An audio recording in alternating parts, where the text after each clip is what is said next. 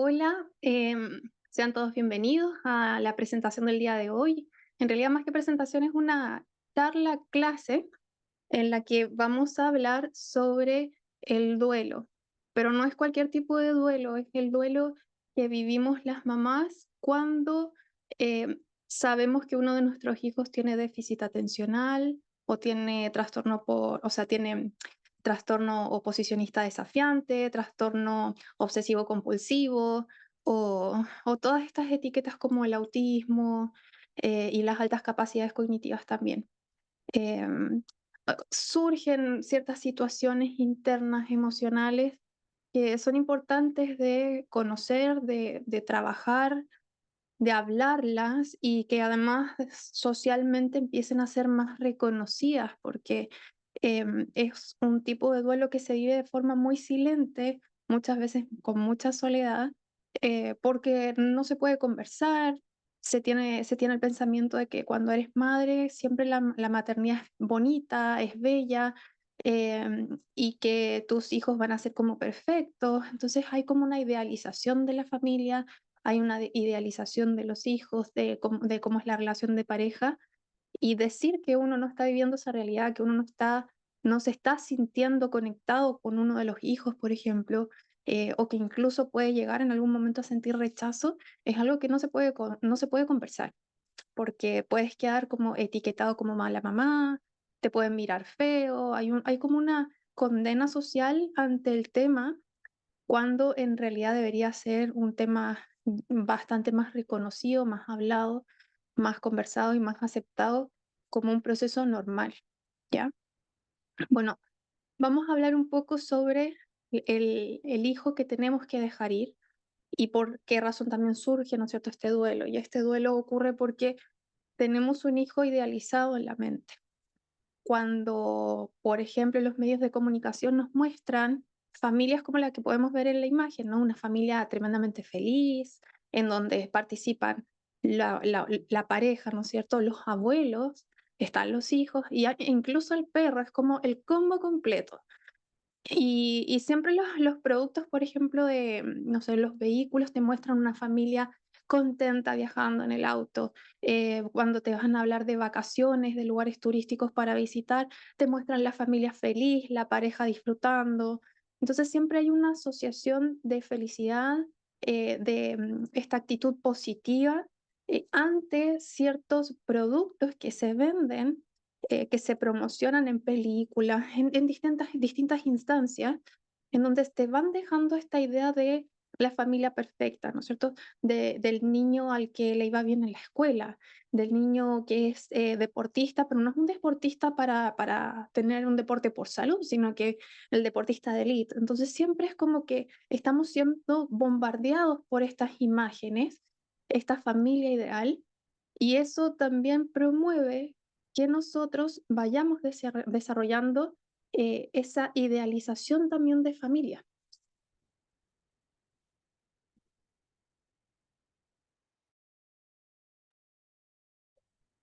Y como decía recién, no comienza solamente cuando las mujeres quedamos embarazadas, parte mucho antes, parte desde el impacto que tiene la cultura en nosotros y los medios de comunicación. Desde ahí ya empezamos a tener como estas estructuras mentales o estas ideas de cómo va a ser nuestra vida cuando seamos padres. Y por ejemplo, vemos aquí a una mamá futbolista que ella sueña con que su bebé va a ser un futbolista, está súper marcado en la imagen, ¿no es cierto? Y de pensar que cuando este bebé nazca, va a ser un bebé que va a jugar a la pelota con ella, que van a ir quizá a los estadios, que la van a pasar súper bien y van a disfrutar los dos con el gusto por el fútbol. Pero la realidad es que este niño puede nacer o niña y tal vez ni siquiera le gusta el fútbol. Tal vez tiene alguna dificultad motora, que también podría pasar. Por ejemplo, los niños con autismo, muchos de ellos tienen problemas motores, entonces no son muy hábiles para los deportes, muchos de ellos. Hay un grupo que sí, pero una gran mayoría que no. Entonces, te puedes encontrar con una realidad muy distinta a la que imaginabas, pero sí pasa mucho, mucho, mucho que durante el periodo de embarazo uno va imaginando, va soñando cómo va a ser la vida con este niño que va a nacer. Entonces vamos planificando su nacimiento, qué ropita le voy a poner, cómo va a ser su carita, de qué color serán sus ojos, se parecerá al papá, a la mamá, al abuelo, a la abuela, ay, me gustaría que tuviera los ojos como la abuela. Entonces uno va como colocándole características al hijo. Uy, le va a ir súper bien al colegio, si a ti te fue tan bien, te sacaste puros siete y eras el primero del curso. O mira, capaz que va a ser súper sociable como tú, el alma del grupo, va a ser el líder el líder del grupo de amigos. Y así uno va poniendo características. O hay papás que son tremendamente deportistas, a veces se casa justo una mamá muy deportista con un papá, ¿no es cierto?, con un hombre muy deportista también, y piensan que ese niño va a ser un deportista de élite. O, como mencionaba recién, el tema de las calificaciones, si tú eres tan inteligente, tu hijo va a ser el mejor en la escuela, ¿no es cierto? Entonces, pensamos como la mamá que tenía el bebé, ¿no es cierto?, con la pelota de, no, vamos a jugar al fútbol, vamos a hacer esto. Entonces, con el tiempo vamos, como aquí, ¿no es cierto?, pensamos en el primer día de clase, vamos generando recuerdos vívidos con un niño que en realidad todavía no ha nacido. Y estos recuerdos, estos sueños que se viven más que como sueños, se viven como un recuerdo. Van quedando en la mente como un recuerdo, algo que debe en algún momento o alguna etapa de la vida cumplirse. Algunas veces pensamos incluso hasta en el momento en que se van a casar. O cuando lo tenga que dejar en el altar, cuando la tenga que dejar en el altar. El bebé ni siquiera ha nacido, ya hasta estoy pensando en eso. O cuando se vaya de la casa, ¿no? Que tiene que saber cocinar, tiene que saber esto, hacer esto otro. Y uno se va planificando una vida y va generando estos recuerdos vívidos. Es como si realmente eso hubiera pasado. Por eso es que va quedando también tan impregnado en uno y uno genera ese lazo afectivo con esta figura, con este niño idealizado. Se genera un apego emocional muy fuerte. ¿Y qué más nos ocurre? Nos ocurre que en este proceso de idealización del niño solemos también resolver nuestras frustraciones de la vida. Es decir, esas cosas que no pudimos hacer, aquellas para, no sé, por ejemplo, me habría gustado estudiar arte, me obligaron a estudiar matemáticas, no importa, mi hijo va a poder estudiar arte y va a poder decidir lo que a qué se va a dedicar. Entonces, como que uno busca muchas veces la realización de uno, personal, la de uno, en el hijo. A veces sentimos como que el niño viene a completar nuestra vida y a vivir lo que nosotros no pudimos vivir.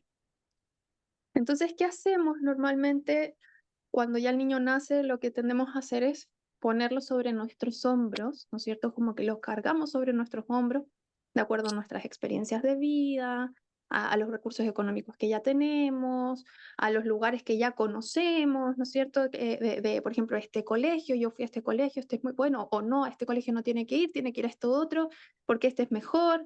Eh, eh, entonces empezamos como a hacer que este niño se monte sobre nosotros, o sea, se monte sobre nuestras ideas, nuestras expectativas. Imaginamos nosotros que con eso estamos haciendo que el niño vuele, que el niño crezca, que el niño sea libre, pero en realidad el niño no está corriendo solo, no está caminando solo y tampoco está volando. El niño está encima nuestro. No está siquiera él escogiendo por dónde ir. Somos nosotros los que caminamos por ellos. ¿Sí? Entonces, esa libertad que muchas veces pensamos que se da, en realidad no es tan así.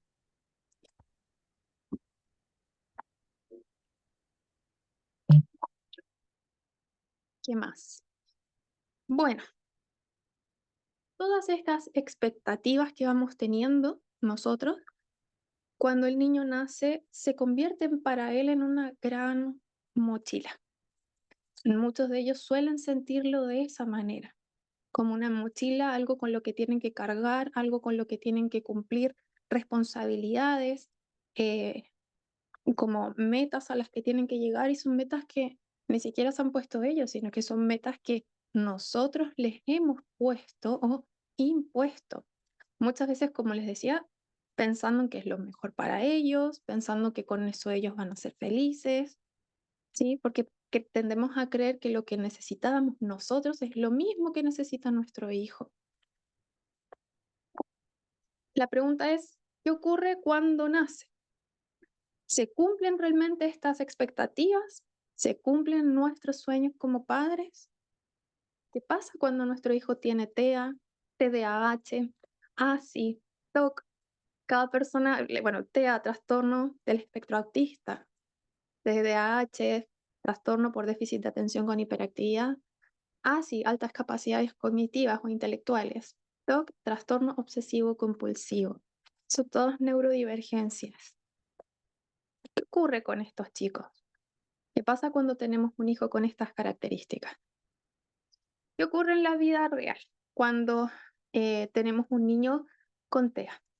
¿Qué pasa, por ejemplo, cuando notamos que el pequeño no tiene tanto contacto visual con uno, que es un bebé y empieza a tener pataletas o muy, muy difíciles de sobrellevar, en donde se estructuran en una cosa y quieren eso y eso y eso y eso y eso?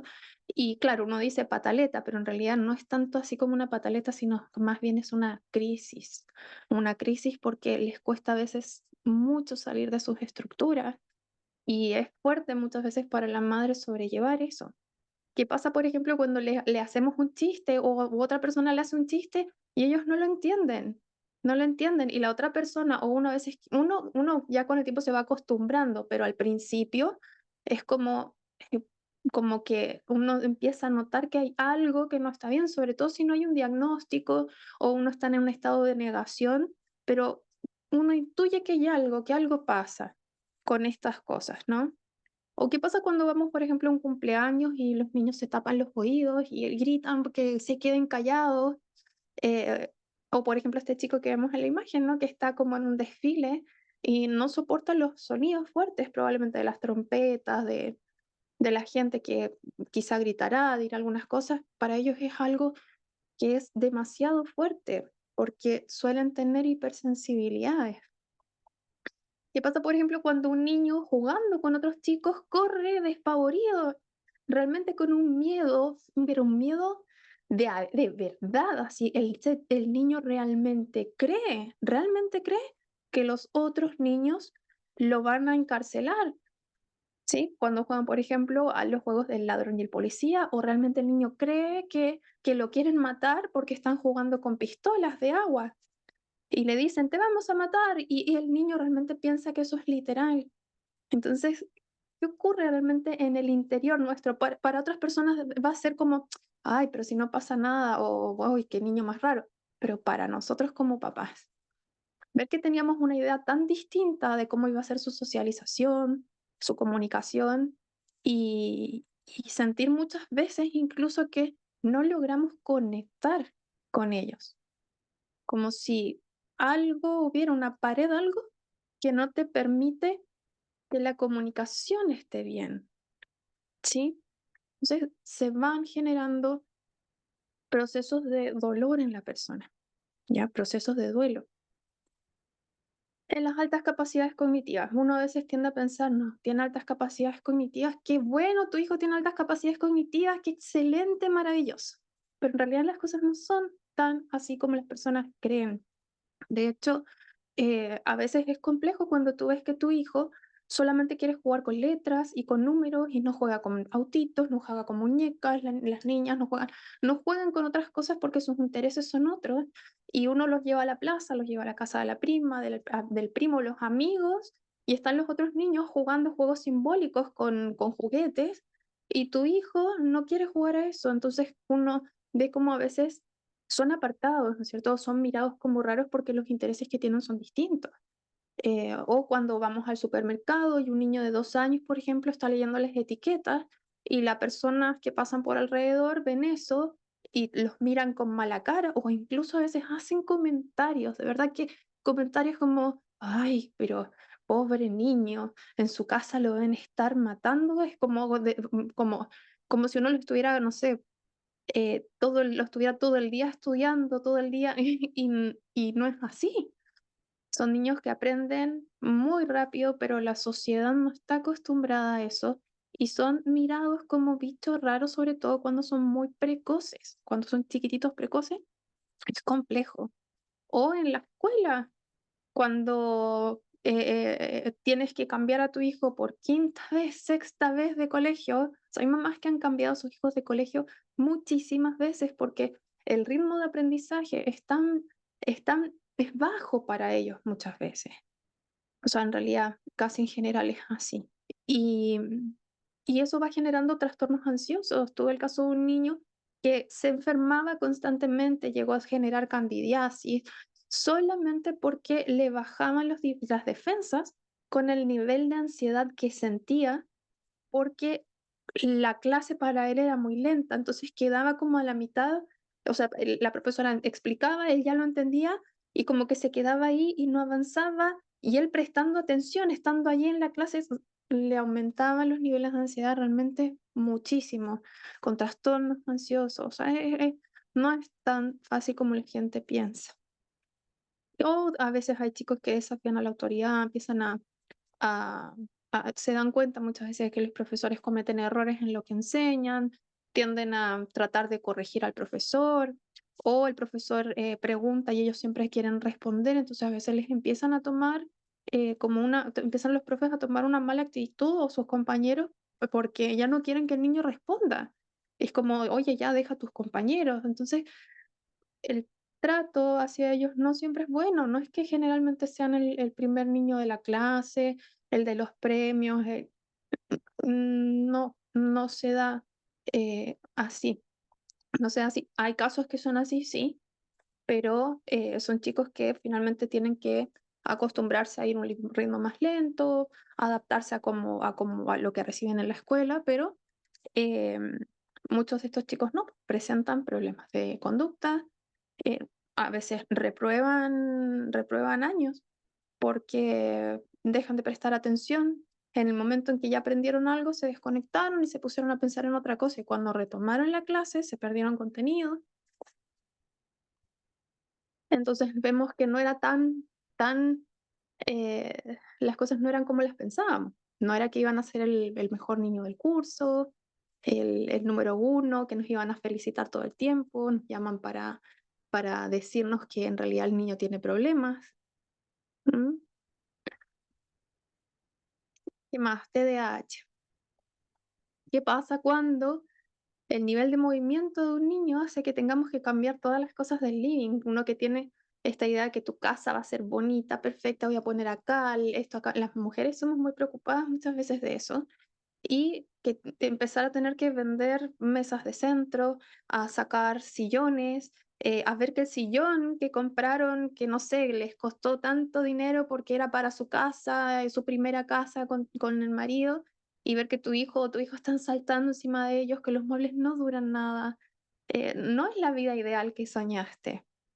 ¿Qué ocurre cuando vas a la plaza, por ejemplo, y tu hijo se anda colgando y subiendo a los lugares más altos y tu corazón así como, "¡Ah! Este niño le va a pasar algo"? O sea, corren riesgos y el resto de los papás te quedan mirando muchas veces como diciendo, oye, ¿qué es preocupada esta madre? ¿Cómo se le ocurre permitirle al niño que suba? Y tu hijo subió en 5 segundos, te diste vuelta y de repente ya estaba allá arriba. Y tienes que muchas veces andar detrás de ellos, no los puedes dejar solos, precisamente por el tema de los riesgos. Y mientras todas las otras mamás están conversando, haciendo sociales, mientras sus hijos están cerca jugando, tú ni siquiera puedes mantener una conversación. ¿Sí? Entonces no era como, no estás teniendo esa vida social que pensaste que ibas a tener.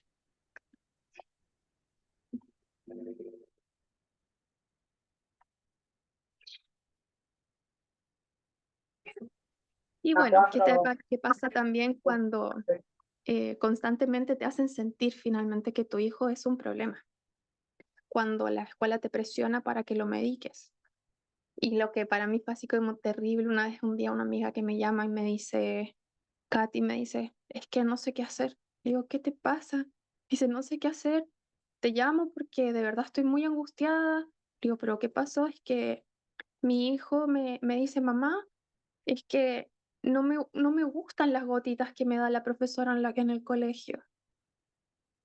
Y tú te quedas con una sensación de, impotencia de no creer también la situación, es decir, ¿cómo es posible que un profesional esté dándole gotitas de quién sabe qué cosa a tu hijo? Porque supuestamente con eso el niño va a estar más tranquilo en sala de clases. ¿Con qué autorización? ¿Con qué permiso? ¿Qué le están dando? Entonces no es sencillo enfrentar la vida real que te toca vivir. Y además ver que hay un choque y una contradicción tan grande entre lo que pensabas que ibas a vivir y lo que realmente está ocurriendo en tu vida. Y en el trastorno obsesivo compulsivo, también las mamás viven situaciones súper difíciles, como por ejemplo cuando el niño ya te pregunta por sexta vez, séptima vez, mamá, ¿estoy haciendo algo malo? Y te lo dice en un lapso de 1 hora. Como 6 veces, 7 veces, mamá, estoy haciendo algo malo, y está jugando, y de repente, mamá, estoy haciendo algo malo, porque se le ha metido este pensamiento intrusivo en donde el niño es que algo está haciendo malo, algo estoy haciendo malo, y se convierte como en su temor, en su miedo, en esta como especie de, que son pensamientos intrusivos, así se llaman en realidad. O cuando vas a la casa de una amiga y tu hijo tiene que lavarse las manos 7 veces, 8 veces, 9 veces, porque si no, no están bien limpias. Muchos de ellos comienzan con temas de limpieza. Es muy difícil para una mamá aceptar que está viviendo una situación así, que es una condición que no tiene cura, que el niño va a tener que vivir con eso toda la vida.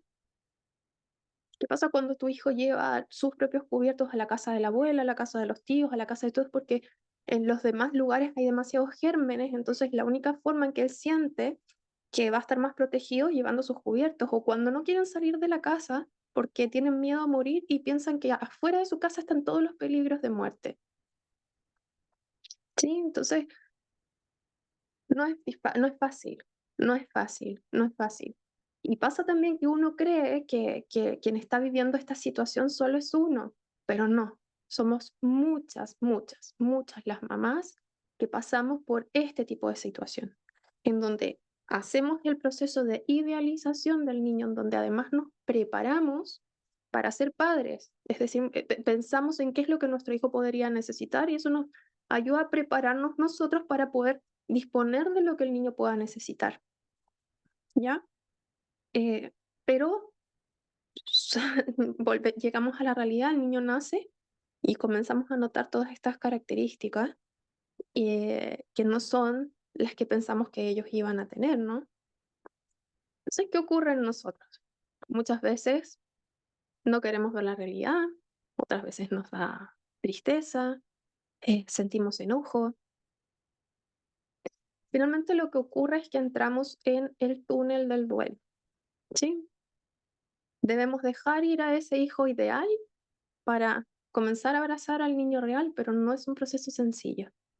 Este duelo no tiene, como les mencionaba antes, un reconocimiento social, por lo que se vive desde la sombra, muchas veces con un gran sentimiento de culpa por lo que sentimos, por lo que pensamos y también por lo que hacemos. A veces actuamos de una forma en que no queremos actuar. A veces nos vemos presionándolos a ser quien no son, y esa presión sabemos que los daña. Y terminamos el día y en la noche nos sentimos culpables por haber actuado de una forma o de otra. La única manera, la verdad, es que de salir, ¿no es cierto?, del sufrimiento de este duelo, la única forma realmente de poder salir de esto es atravesándolo. No hay formas de desviarte, no hay maneras de hacer como que esto no existe, no te lo puedes saltar. La única forma de poder salir del dolor que genera el duelo es pasando por él.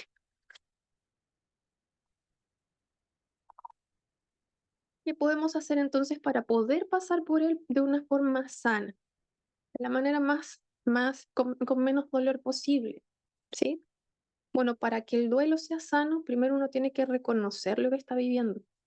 Reconocer que sí, que tengo un hijo ideal, tengo expectativas que no se van a cumplir y tengo que empezar a reconocer a quién tengo realmente, quién es mi verdadero hijo. hacer ese reconocimiento es tremendamente importante. Aceptarlo, ¿ya? Aceptar a tu hijo y no decir, no, es que se va a sanar, no, es que tenemos que hacer algo más, no, aceptarlo. ¿Y qué más? Hacer modificaciones internas que permitan que tengamos otra perspectiva de la vida, que podamos resignificar nuestra vida en sí, ¿sí?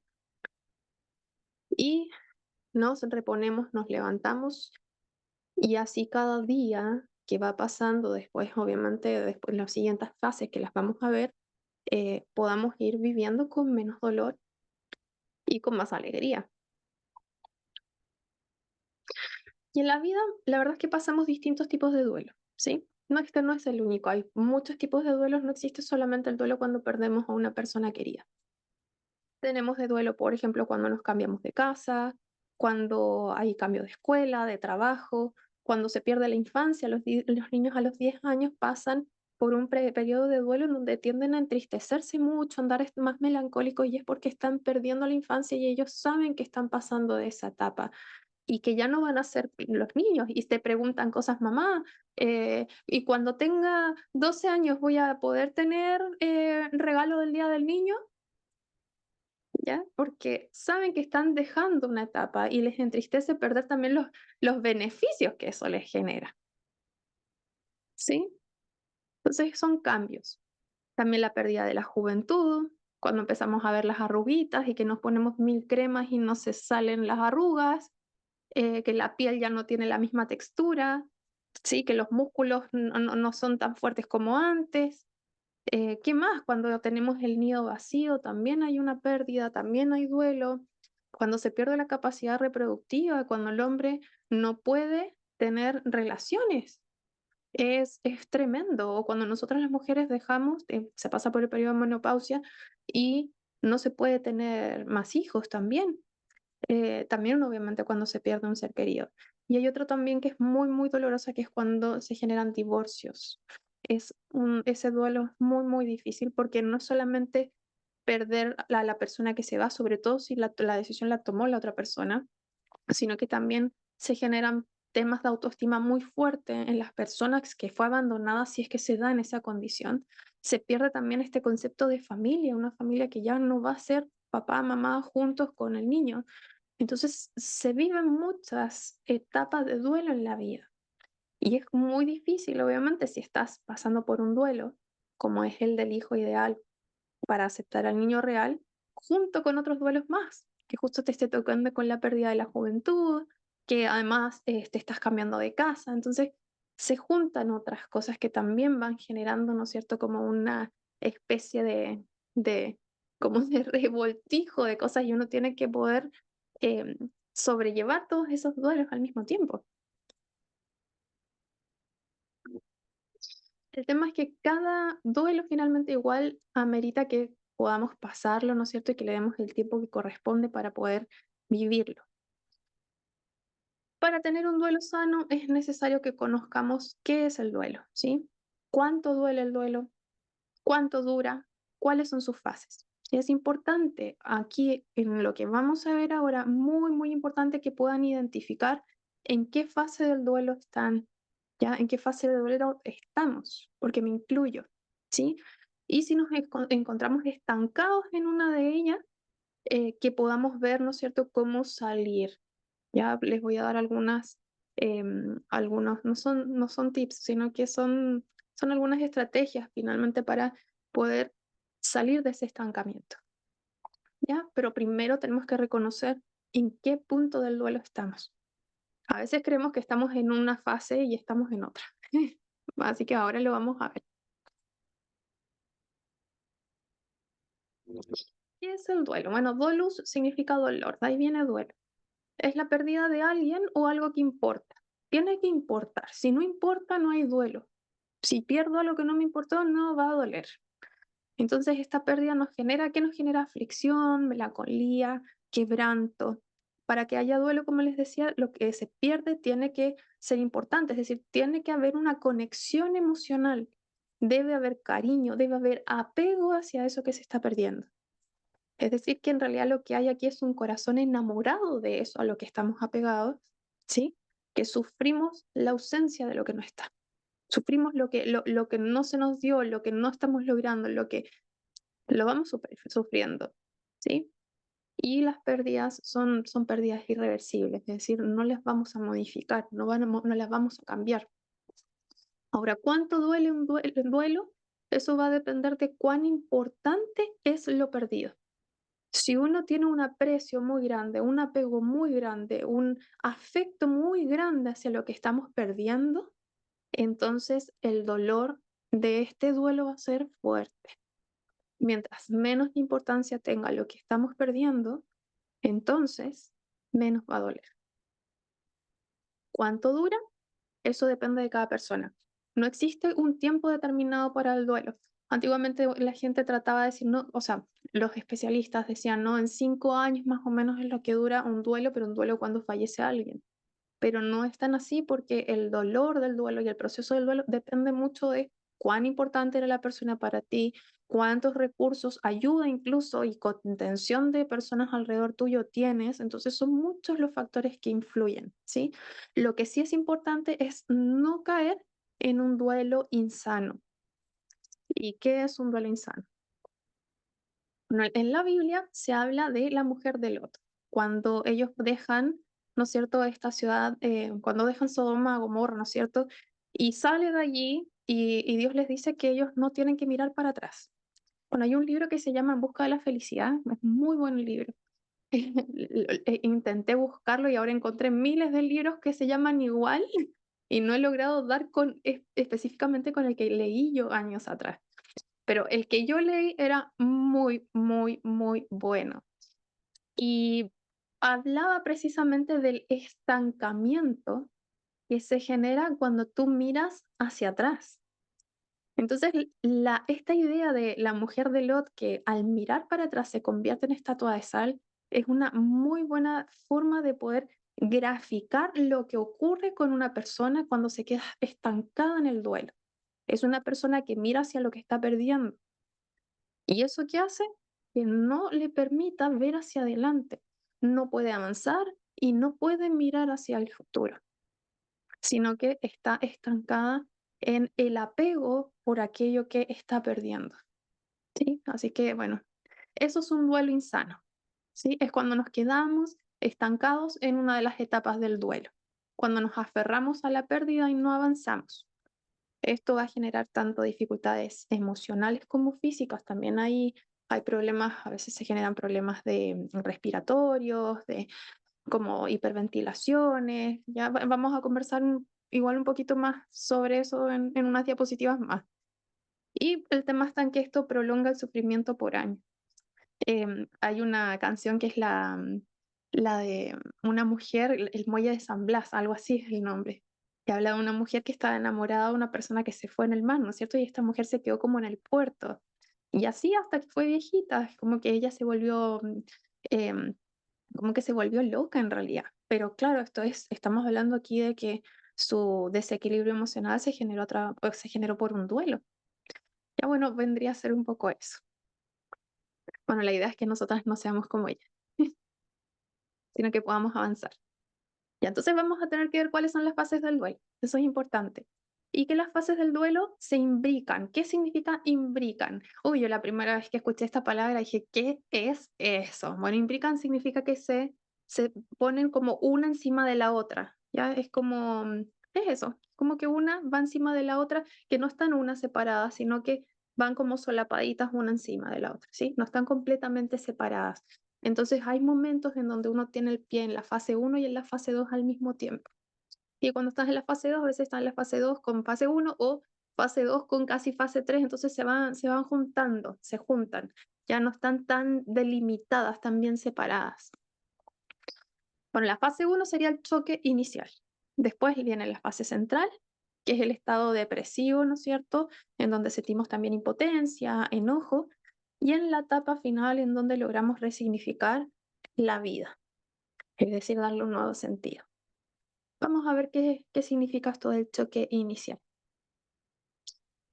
Bueno, se siente, algunas personas lo que sienten es rechazo, ya sienten incredulidad, notan que hay características en sus hijos, cosas que no son normales, cosas que no son normales, entendiendo la normalidad para la sociedad, ¿no?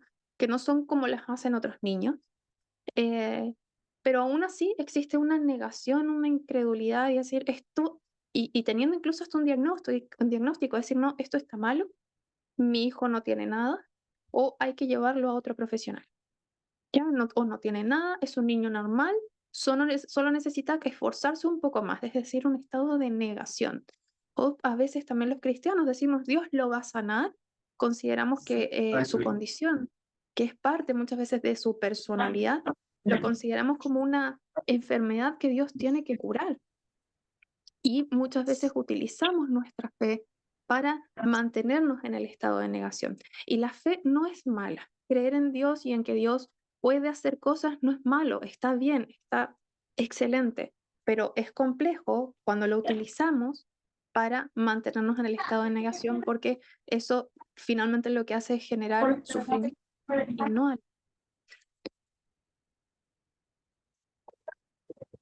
Aquí estoy tratando disculpen, de mutear. Ay, parece que lo logré. Ya, disculpen. Entonces es importante no utilizar nuestra fe para la negación. Entonces, ojo, cuando uno está en ese estado, hay muchas personas que, sobre todo cristianos, que se estancan ahí, se quedan estancados porque creen que Dios les va a sanar al niño. Y es complejo, sobre todo cuando uno habla de neurodivergencias, porque la neurodivergencia en sí no está vista como una enfermedad, sino más bien como una condición de la personalidad, como una forma de ser, como una forma de vivir y de ser, y condiciones que tienes para enfrentar tu vida. Entonces, es complejo, como les decía, cuando se lo ve como si fuera una enfermedad, ¿ya? O cuando utilizamos nuestra fe para mantenernos en este estado de negación. Y más solemos pensar que no hemos acabado los recursos, que debe haber algo más que podamos hacer. Me acuerdo una amiga que cuando diagnosticaron a su hijo, o sea, a ver, ella en realidad a su hijo lo diagnosticaron muy pequeñito, porque además era un chico sin habla, no tenía comunicación, no tenía lenguaje oral. Entonces ella siempre mantuvo a su pequeño con mucha terapia, tenía la posibilidad económica realmente para poder acceder a todo eso y era maravilloso. Pero se la pasaba buscando, el niño ya tenía como 8 años y todavía seguía buscando la forma de que su hijo se sanara. Pensaba que si con la alimentación, en vez de tomarlo como que iba a mejorar la condición de vida de su hijo, lo tomaba como que era algo que lo iba a sanar. O se fue a Estados Unidos a ver no sé qué investigación que estaban probando ahora para inyectarle cosas a los niños y que con eso existían probabilidades de que se sanaran. Entonces, estaba buscando constantemente esta sanidad, esta como negación ante el autismo de su hijo, que él es un niño autista. De hecho, nosotras las personas autistas, yo particularmente, yo no me considero una persona como con autismo, sino que me considero una persona autista. Es parte de mi personalidad, es parte de quien soy, es parte también de quien he tenido yo que ir reconociendo mis características, ¿sí? Entonces, si me dijeran, no, es que alguien, si me dijeran, no, es que te tienen que sanar, es como, ¿cómo me tienen que sanar? Y yo soy así, es como yo soy así. Lo que sí es que tengo que aprender a mejorar algunas cosas, a leer mejor las emociones, a tratar de adaptarme mejor socialmente, entender que la sobreestimulación me afecta, entonces tengo que aprender a vivirlo de otra forma, no voy al supermercado cuando está tan lleno, voy cuando está más vacío, prefiero centros comerciales que sean más amplios en espacio y que vaya menos gente. ¿Se fijan? Entonces, pero yo no lo veo como que a mí me tienen que sanar, lo veo como que es una condición de vida, es distinto, es una visión distinta y eso tiene que ver también con el proceso de resignificación, de darle otro sentido a nuestras características y a nuestra forma de ver, de ser. No verlo como una enfermedad, porque si no estaría como que no estoy aceptando y me tienen que sanar y tengo que ser alguien que no soy, sino que verlo como que en realidad es parte de quien soy, ¿sí? Bueno, parte de la resignificación. Bien, ¿qué más? Hay otras personas que no, si bien no tienen este rechazo, a veces pueden actuar con anestesia afectiva, ¿ya? Y esta anestesia afectiva es como una desconexión emocional. Se las percibe como paralizadas a algunas, como si no sintieran nada, o como si vivieran como si en realidad no estuviera ocurriendo nada. No se los ve como que les esté afectando, les acaban de decir que su hijo, no sé, tiene trastorno obsesivo compulsivo, pero para ellos es como si nada ocurriera, uno no ve que haya una afección emocional. Algunas de estas personas lo que hacen es llenarse con actividades, eh, esposos, por ejemplo, que empiezan a trabajar, trabajar, trabajar, trabajar, porque de forma inconsciente lo que tratan de hacer es no pensar en lo que están viviendo para no sentir. Y eso también es un método de defensa, es porque saben, inconscientemente saben que esto es algo que les va a generar mucho dolor y para no enfrentarlo es que se ocupan con muchas cosas. Y esto lo hacen tanto los hombres como las mujeres. Hay mujeres que también se llenan con actividades y cosas para hacer y incluso perdón, con cosas de la casa, es como limpio, limpio, limpio, limpio, limpio. O sea, dejé mi casa en todos estos años, siempre estoy haciendo algo en la casa y siempre estoy sin tiempo, ocupadísima, y es porque inconscientemente estoy tratando de que mi cabeza esté ocupada para no pensar, y más que para no pensar es para no sentir. Y hay otras personas que sí actúan y hacen todo lo que el niño necesita y los llevan a los tratamientos, a las actividades, a todo, pero aún así también hacen todo como si no sintieran nada. ¿Y qué pasa con muchas de estas personas? Muchos de ellos sufren manifestaciones que son psicosomáticas. ¿Por qué? Porque, bueno, dentro de estas manifestaciones, por ejemplo, está la crisis de pánico, tienen problemas del sueño, problemas para dormir, trastornos digestivos, algunos empiezan a comer mucho o dejan de comer, em, respiratorios, también problemas con las respiraciones, algunos estallidos de ira, estallidos de estrés. Por ejemplo, en el caso de las personas que tienen trastornos de pánico, ellos dicen, pero ¿cómo? No entiendo por qué tengo esto si yo estoy bien, ¿sí? Y no es que estén bien, es que en el inconsciente hay algo que ellos están reprimiendo. Y es por eso que tu cuerpo manifiesta de alguna forma eso que tú estás reprimiendo. Por algún lado se sale y terminas teniendo estas crisis de pánico que sientes que te vas a morir y no sabes por qué te está ocurriendo y es porque no estás enfrentando el duelo, porque estás desconectado emocionalmente. ¿Qué más? Hay otras personas, por ejemplo, que tienen alexitimia. Suele ocurrir en papás o mamás de niños con autismo, que ellos también tienen autismo y no lo saben, o no lo sabían y han aprendido a medida que van conociendo las características de su hijo, se han empezado a dar cuenta de que ellos también lo tienen. Y hay algunas personas con autismo que tienen algo llamado alexitimia, que es una incapacidad para darte cuenta de lo que estás sintiendo. Entonces, en estas personas también suele ocurrir que actúan, actúan, actúan, hacen todas las cosas pero da la sensación de que no sienten, de que no les pasa nada, ¿sí? Bueno, y dentro de todo de esta rama de personas que pueden estar estancadas en esta fase, muchos de ellos tienen algo que después se llama duelo diferido. Es que después de muchos años, recién se despierta la segunda fase, que es la fase de dolor. Entonces, a veces tiende a aparecer en un momento que tú dices, pero ¿por qué ahora? Si yo hace tantos años que esto lo sabemos, hace tantos años que esto ocurre. Pues bueno, es un poco como lo que les contaba de mi amiga, ¿no? De que el niño tenía 8 años y ella todavía está buscando la forma de sanarlo, porque no hay una aceptación, porque rechazo la idea, no lo acepto. Y en el momento en que ella lo acepte, va a empezar a sentir dolor, porque es la siguiente fase, la siguiente etapa, la siguiente parte, ¿sí? Ahora, no quiere decir que ella no sufra, lo que pasa es que efectivamente tú la veías en ese tiempo y la veías muy, muy firme, demasiado fuerte, como que nada la afecta, ¿no? Bueno, ella es un buen ejemplo bueno, en mi caso también, ¿eh? Yo también me pasó de que muchas de las características, por ejemplo, tanto mías, las asociaba siempre a las altas capacidades, pero no al autismo.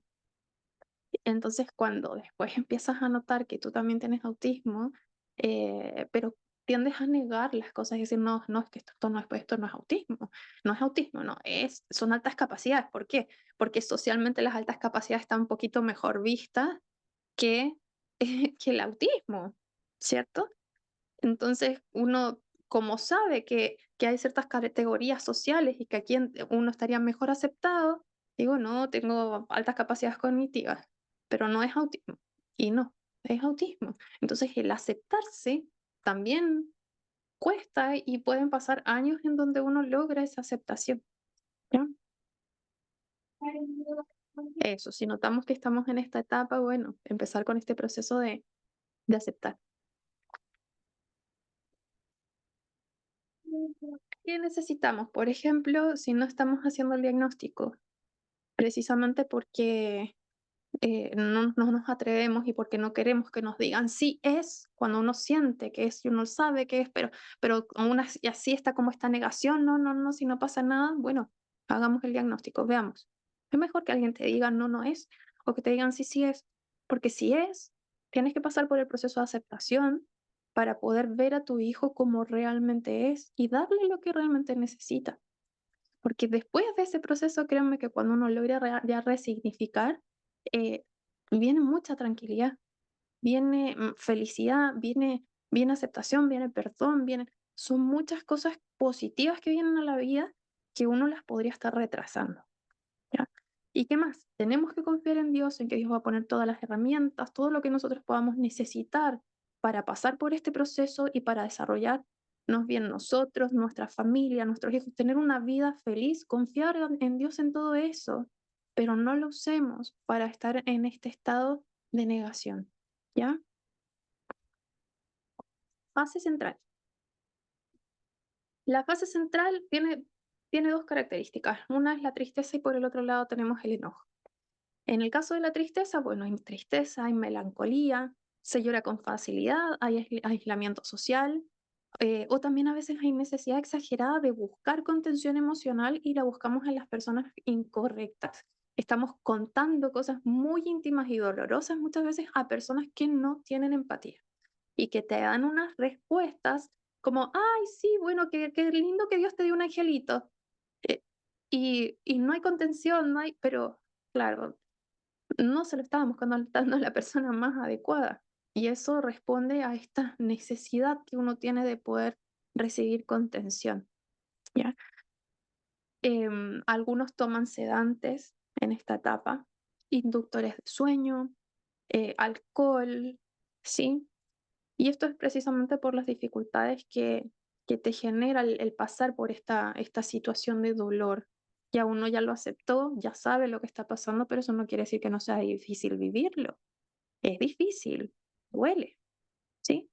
Entonces, ¿qué más? Pueden presentarse algunas ideas sobre terminar con la propia vida también, o abandonar todo y salir corriendo. Hay muchas mamás que llegan a la noche que lo único que quieren, o en el día, situaciones que se van dando en el día, tu niño que salta para todas partes y que tú no puedes ni siquiera bañarte porque no lo puedes dejar solo y te colapsa emocionalmente y quieres salir, ya llevas mucho tiempo así, con poco apoyo, a veces familia que se aleja, no te acompaña, no te ayuda, eh, y se vive este estrés, ¿no es cierto? Y esta necesidad a veces de salir y soltar y dejar todo nomás tirado. Bueno, es parte de lo que muchas veces se vive, ¿no? Y bueno, el tema así en relación a cuando uno tiene estas ideas de terminar con su vida, es importante tener claro, sí, que es una parte normal cuando esto es esporádico. Pero si alguno de ustedes estuviera teniendo ideas de quitarse la vida, ¿no es cierto? Que ya fueran más recurrentes, es importantísimo que busquen un especialista, alguien que les pueda ayudar a pasar por este proceso, ¿ya? Los psicólogos están preparados para esto, así que puedan ir con tranquilidad de que van a poder conversar lo que piensan, lo que sienten, lo que hacen sin ser juzgadas, sin ser juzgados, sino que van a ser acogidos y acompañados, ¿ya? Así que eso. Enojo, irritabilidad, enojo y culpa hacia uno mismo. Uno se culpa a uno, por ejemplo, ¿por qué tomé este medicamento? ¿Por qué me teñí el cabello? ¿Sí? O culpamos a los otros. Si no me hubieras hecho pasar por este problema, o si no me, a mujer, a veces, si no me hubieras engañado, yo hubiese pasado por este dolor, y culpamos a los demás. O culpamos al niño, o culpamos a Dios también, ¿no? O culpamos el problema sí cuando culpamos al niño es que tendemos a culparlo porque se convirtió en un sustituto de mi hijo de verdad, porque tendemos a pensar a veces que el niño real era el otro, el que en realidad estaba idealizado, y que el que tenemos en realidad es un sustituto, ¿sí? Y lo culpamos. Y lo complejo de esto es que muchas veces actuamos maltratando al niño, y eso genera también más culpa en uno. Más culpa, porque no puedo decir como que de las personas en que uno vea que hay maltrato, que padres que hacen generan maltrato, no es que no sientan dolor o que no les dé pena lo que hacen o que no quieran cambiar. Muchos de ellos de verdad se sienten pésimo por actuar así y quieren hacer las cosas distintas. Y muchos de nosotros hemos hecho cosas mal, ¿sí?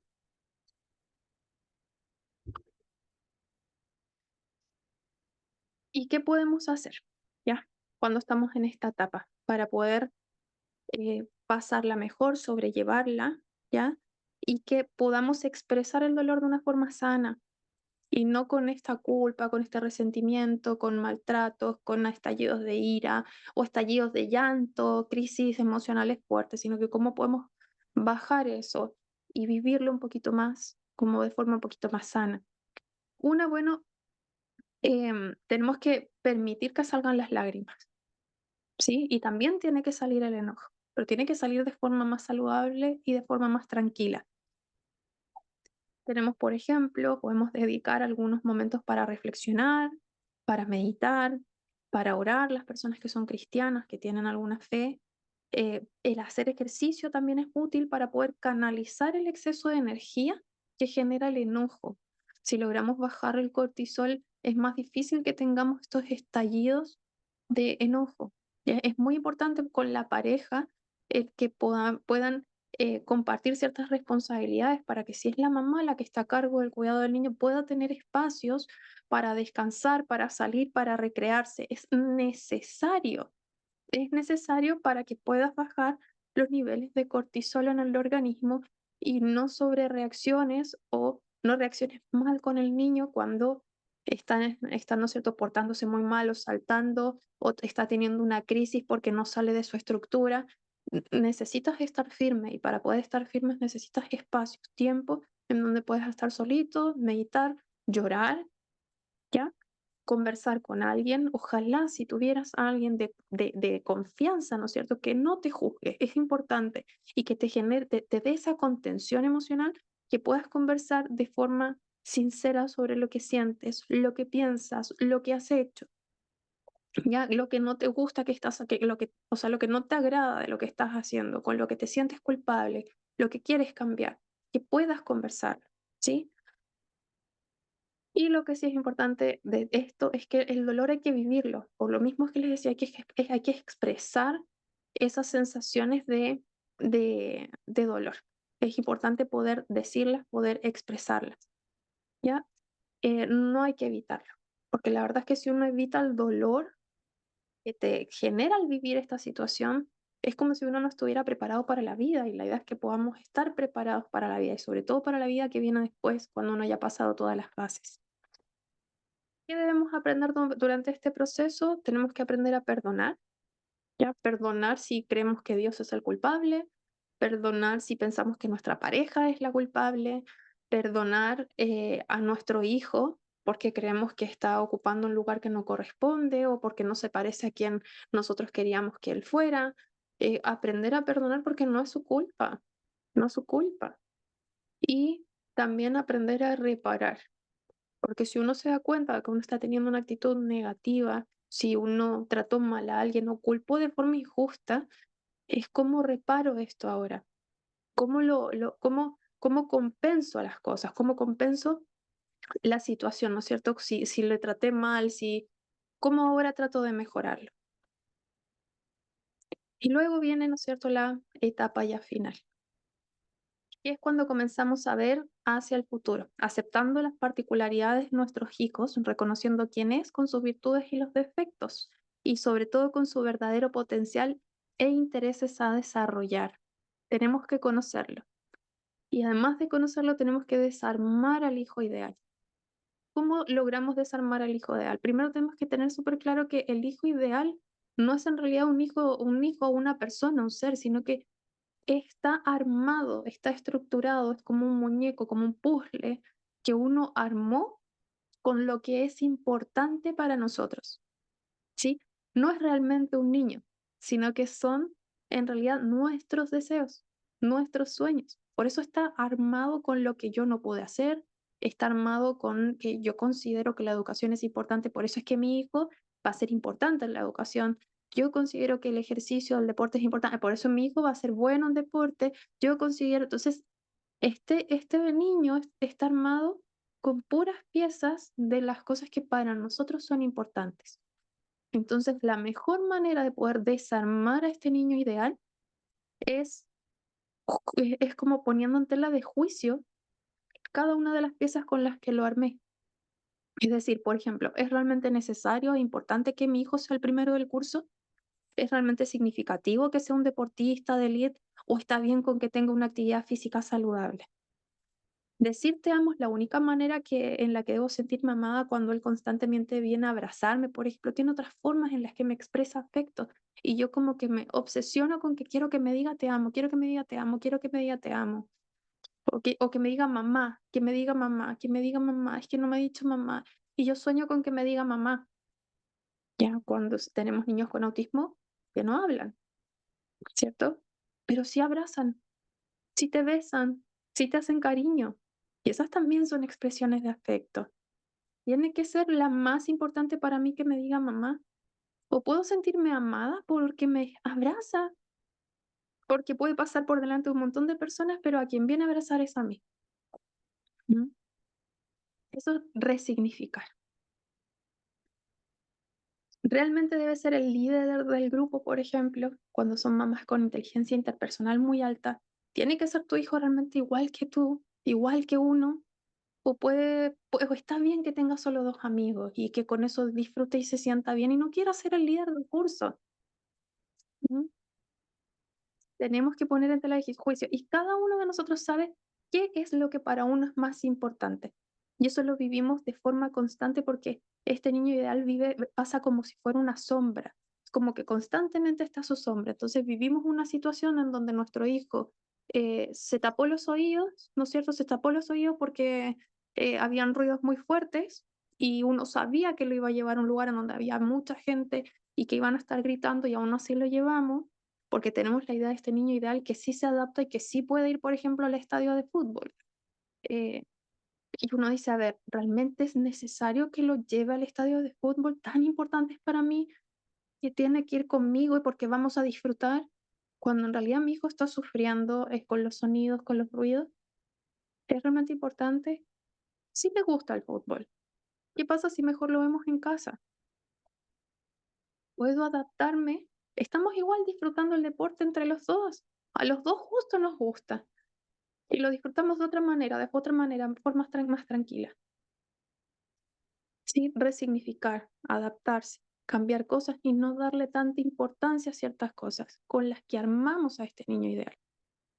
¿Sí? Les vamos sacando piezas, le vamos quitando importancia y al ir quitando la importancia, le vamos quitando apego. Y al quitarle apego, tenemos menos dolor. ¿Por qué? Porque lo que estamos perdiendo no era tan importante. ¿Qué más tenemos que investigar sobre la condición de nuestro hijo para conocerle mejor y conocernos? Son muchos, somos muchos.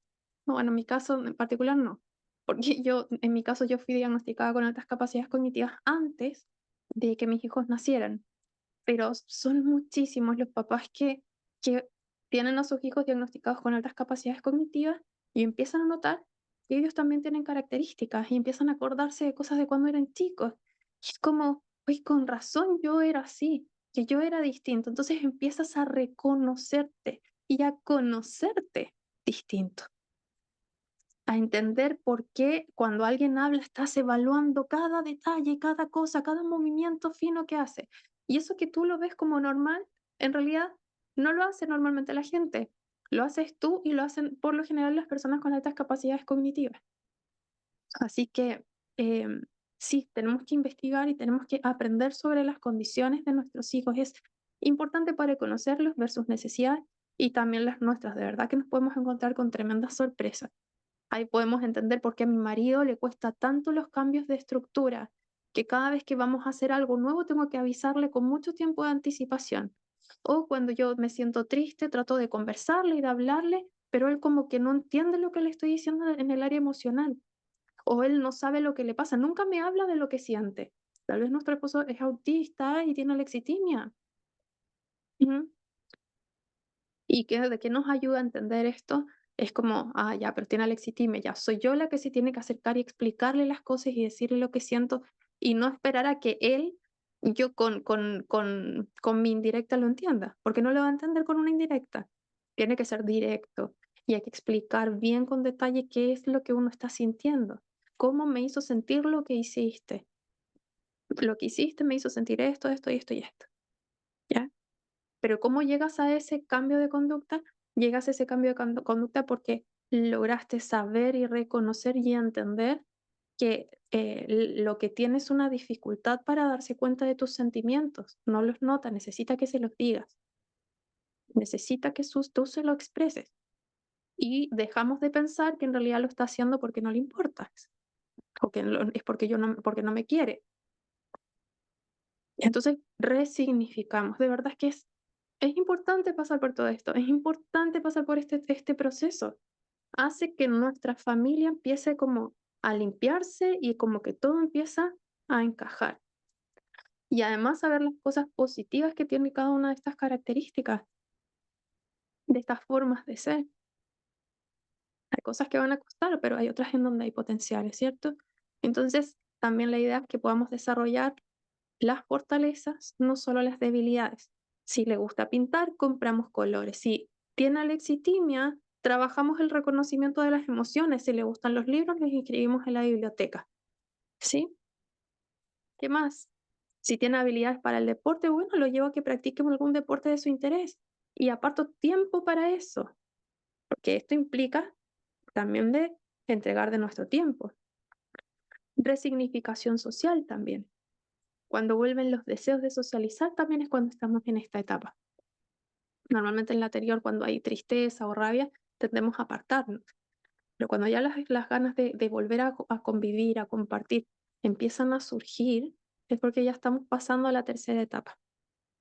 Entonces, ¿qué hacemos? Generamos, es importante no solamente que surjan las ganas, también uno puede, desde la no gana, ser consciente de decir, bueno, va a ser bueno para nosotros buscar otras familias que estén en condiciones similares a la nuestra.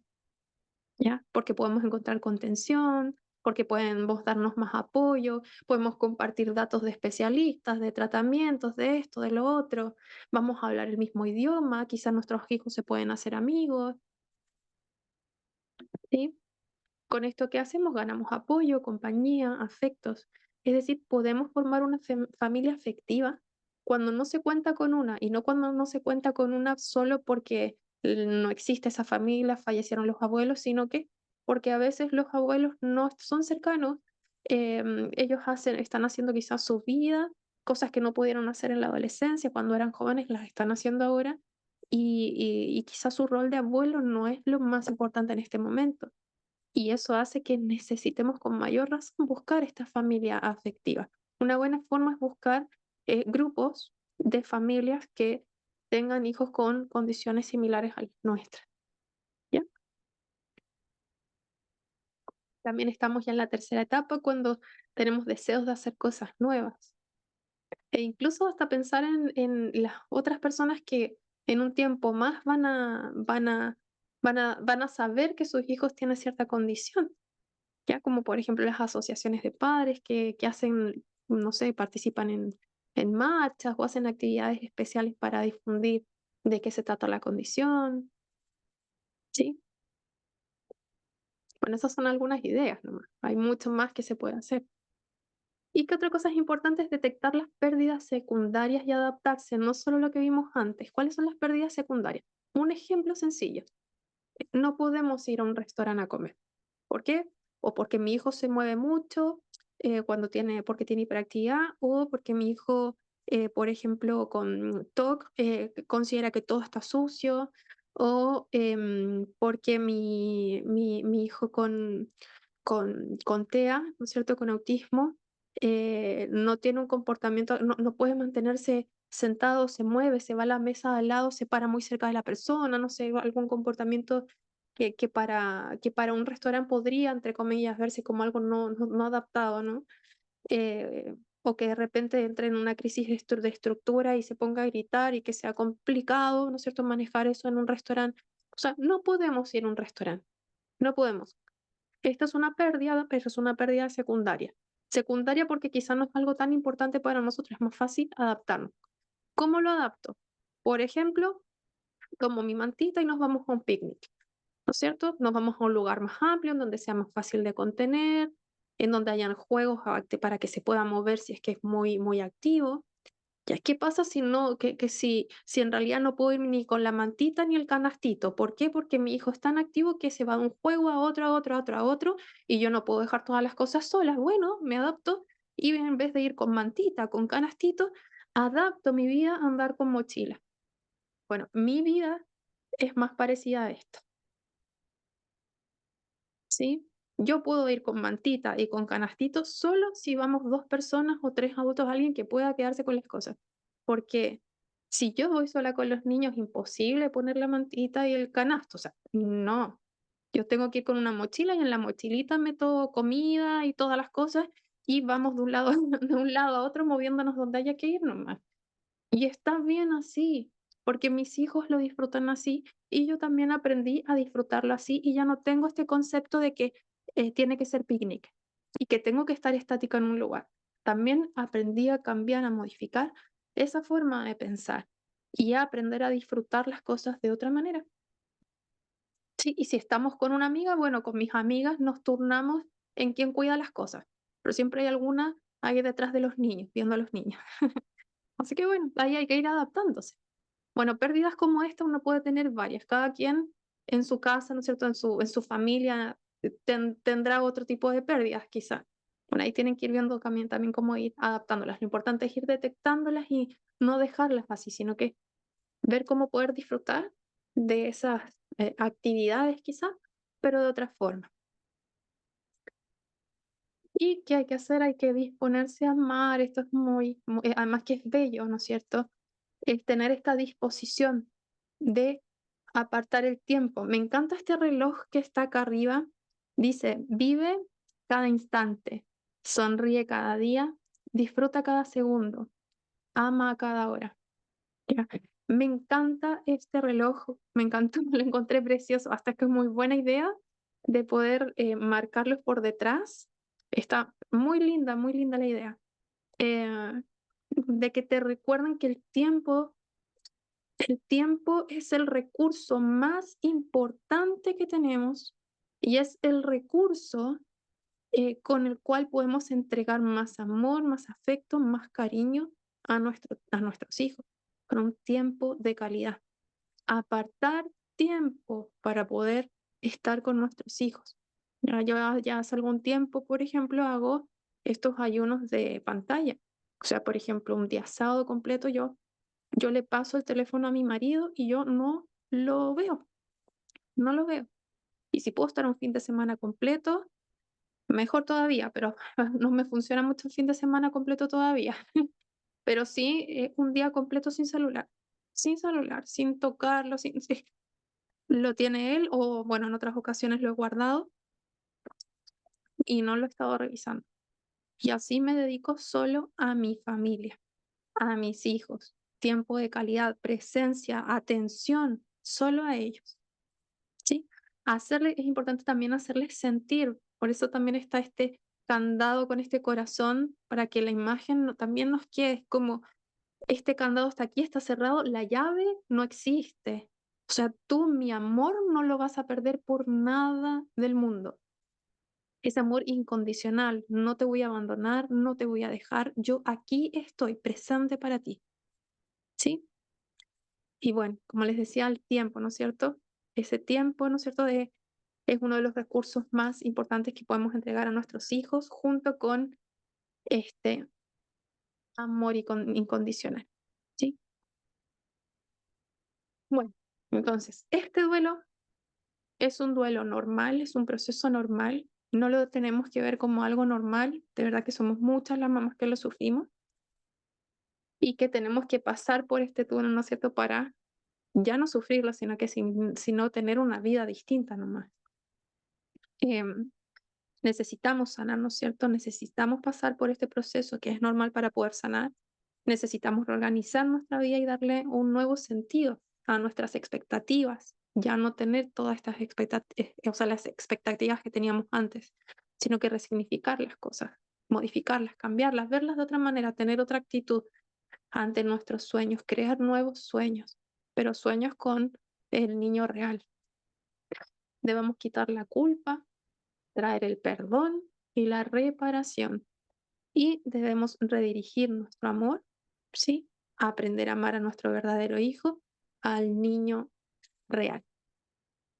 Bien, y eso sería entonces, espero que Dios les bendiga. Me voy a quedar con las personas que están en la charla y muchas bendiciones a las personas que están viendo esta grabación. Espero de verdad que les pueda ayudar a ver en qué fase están y cómo poder seguir avanzando para llegar a esta resignificación y a este cariño, este afecto, este amor que le hace tan bien a tu hijo como a uno. Así que muchas bendiciones.